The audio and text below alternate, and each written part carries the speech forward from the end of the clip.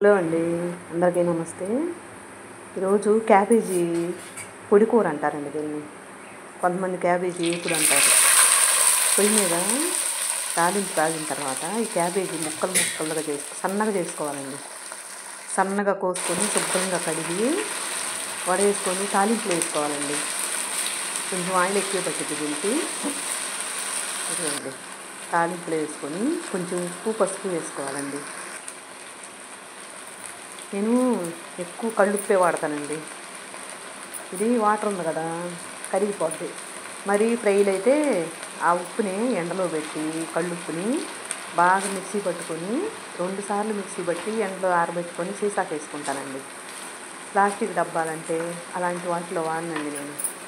ఎక్కువ గాజు సీసాలు స్టీల్ డబ్బాలే వాడతానండి. దానిలో ఉప్పు పసుపు వేసుకొని మూత పెట్టి మగ్గించుకోవాలండి.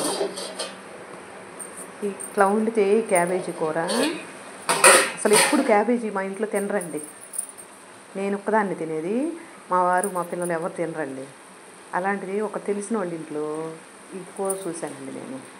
బాగుంది. అట్లా వండితే ఒకరోజు అప్పటి నుంచి మా పిల్లలు మా వారు తింటున్నారండి. బాగుంది, ఎలా చేయని. అందుకని అప్పటి నుంచి ఇదే కూర అండి. చూసారా, ఉప్పు పసుపు వేసి మగ్గించాం కదా, దీనిలో వాటర్ ఉంటుందండి. ఆ వాటర్ పోయిందాక మనం కొంచెం హైలోనే పెట్టుకోవచ్చు. వాటర్ పోయిందాక మగ్గించుకొని కొంతమంది దీనిలో కొబ్బరి కారం వేస్తారండి. అయ్యండి చూసారా నీళ్ళు, అయ్యండి క్యాబేజీలో నీరు వచ్చిందనమాట. ఆ నీరు అంతా ఆవిరైపోయిందాక ఉడకబెట్టుకోవాలండి. కొంతమంది దీన్ని ఉడకబెట్టి పిండి తిరగమాత వేసుకుంటారండి. నీళ్ళన్నీ పిండేసేసి. ఇప్పుడు కొంచెం అల్లం చిన్నులపై పేస్ట్ వేసానండి. ఉడకబెట్టి ఆ నీళ్ళన్నీ వంచేసి పరబోసేసి ఇట్లా ఏపులాగా చేసుకుంటారండి కొంతమంది. కానీ నేను అట్లా చేయనండి, ఇలా చేస్తాను. ఇది అల్లం వెల్లుల్లి వేసిన తర్వాత కొంచెం బాగా ఎర్రగా వేసుకోవాలండి. అది ఎర్రగంటే ఫ్రైలాగా కాదు, కొంచెం ఎర్రడాలు వస్తుంది. అట్లా వేయించుకోవాలండి.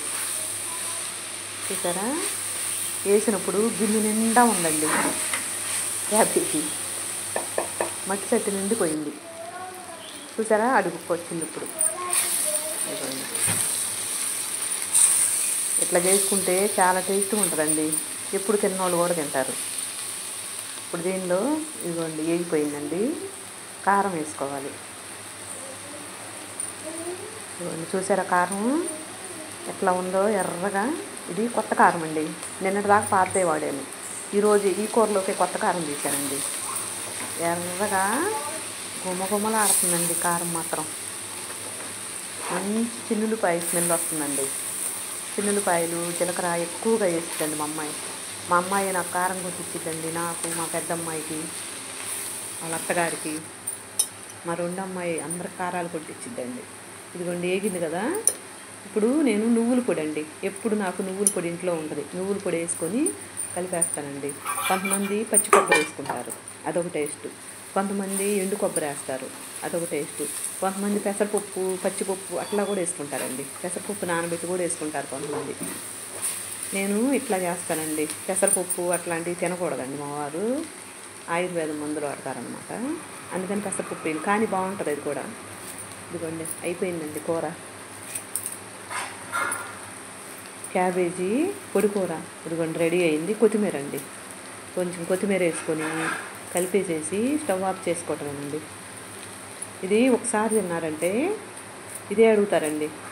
ఇంకెట్లా చేసినా కానీ తినరు. బాగుంటుంది. క్యాబేజీ పొడి కూర అండి దీని పేరు. ఏ పొడి అయినా వేసుకోవచ్చు, మన ఇష్టం అండి. నువ్వుల పొడి, కొబ్బరి పొడి, కొంతమంది శనగపప్పు పొడి, అట్లా రకరకాలు వేసుకోవచ్చు అండి. ఎవరు టేస్ట్ని బట్టి వాళ్ళు ఎవరు ఏది తింటే అది ఇట్లా వేసుకోవచ్చు. బాగుంటుందండి కూర. ఈసారి ఇట్లా ట్రై చేయండి. థ్యాంక్ యూ అండి.